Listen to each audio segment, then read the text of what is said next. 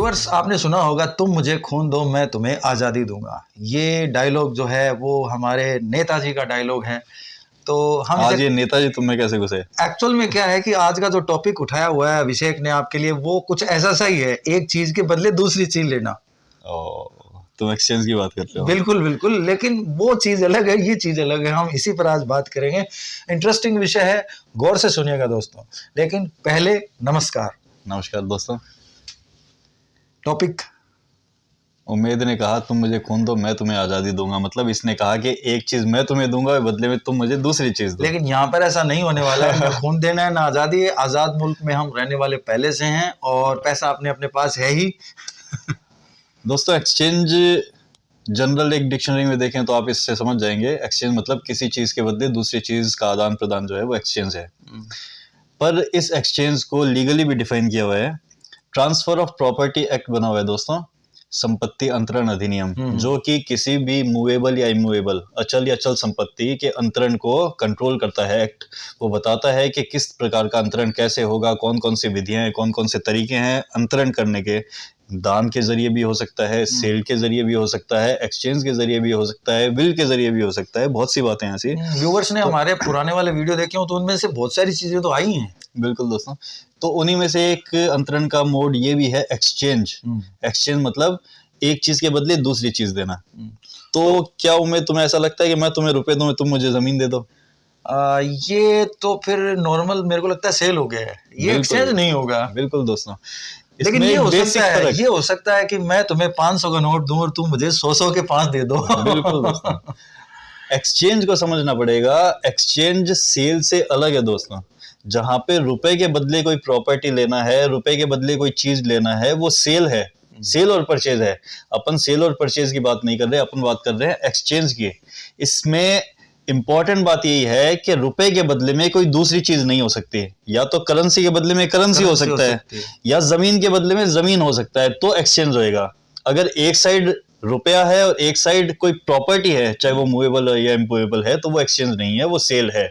वो अलग तरीके का ट्रांसफर है। अपन सिर्फ आज बात करेंगे एक्सचेंज की। तो सबसे पहले तो ये समझना जरूरी है कि सेल और एक्सचेंज दो अलग अलग तरीके हैं। उन दोनों को मिक्स नहीं कर सकते अपन। सेल सेल की जगह है, एक्सचेंज एक्सचेंज की जगह है।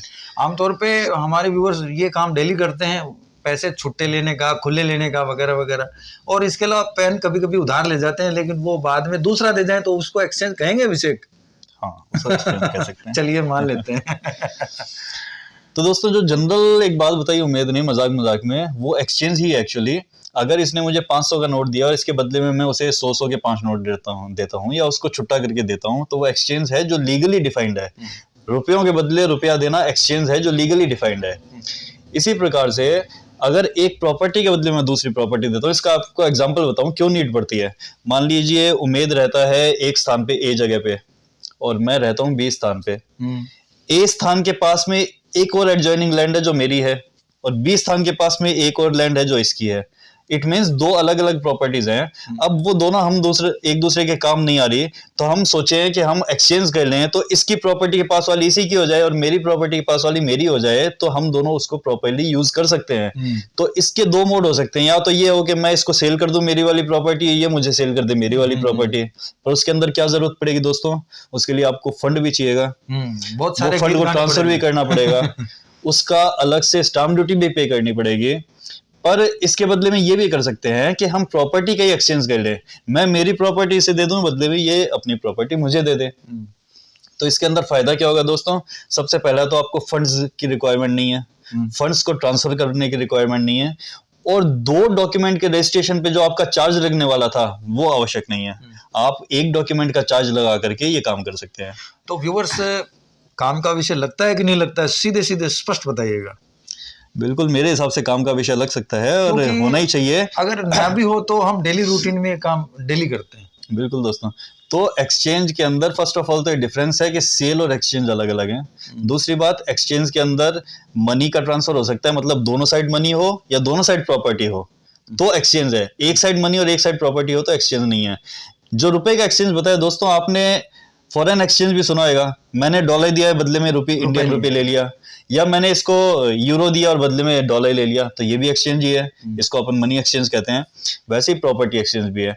तो ये दोस्तों बहुत इंपॉर्टेंट है, लीगली भी इंपॉर्टेंट है कि ऐसा प्रोविजन है जिसमें अपन ऐसा कर सकते हैं, और अपने लिए आर्थिक रूप से भी इंपॉर्टेंट है जिसमें अपन अपना धन बचा सकते हैं, अपना रुपया खर्च होने से बचा सकते हैं, 2 डॉक्यूमेंट एग्जीक्यूट होने से बचा सकते हैं, एक ही डॉक्यूमेंट में अपन काम कर सकते हैं। तो व्यूअर्स जरूर बताइएगा आपको ये आज का टॉपिक कैसा लगा। इससे पहले एक और बात दोस्तों बताऊं। बिल्कुल बिल्कुल तुम्हारी बात का वेलकम। मैंने उम्मेद को 500 के रुपए दिए, उम्मेद ने बदले मुझे 100 के 5 नोट दे दिए। बाद में उम्मेद को पता लगा कि 500 का नोट तो नकली था। अब बताइए व्यूअर्स, ये आपको फैसला करना है, क्या करना है, क्या होना चाहिए आपको लगता है। दोस्तों जो लीगल प्रोविजंस बने होते हैं वो अपने आप में बहुत कंप्लीट होते हैं।